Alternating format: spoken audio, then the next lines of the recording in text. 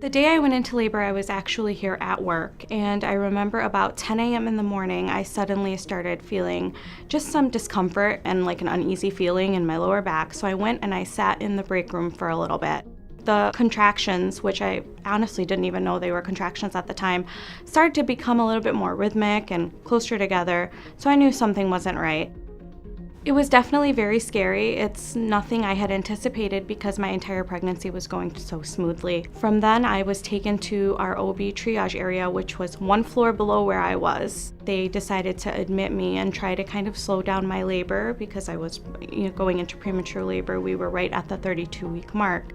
From there on out, everything just seemed to move so fast. I ended up progressing a lot faster than they had anticipated, and I ended up delivering my girls a little before 5 p.m. that same afternoon, so everything kind of happened in like a 6 or 7 hour stretch.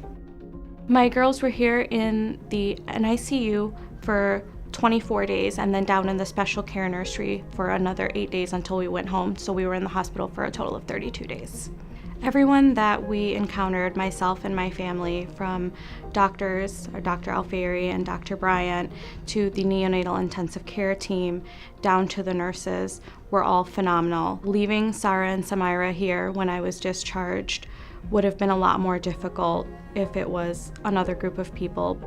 Taking them home was definitely very nerve-wracking, but the nurses here at the Hutzel Neonatal Intensive Care Unit made sure I was very well prepared in knowing how to take care of my daughters, how to take care of a preemie transitioning home. When I did go back to work in my normal unit, adult acute care, something just didn't sit well with me. I just couldn't stop thinking about the NICU, just something kept pulling me back there. And one of the nurses from the neonatal intensive care unit shot me a message one day and said, "Hey, we have a position open, why don't you come on over?" I didn't even think twice about it.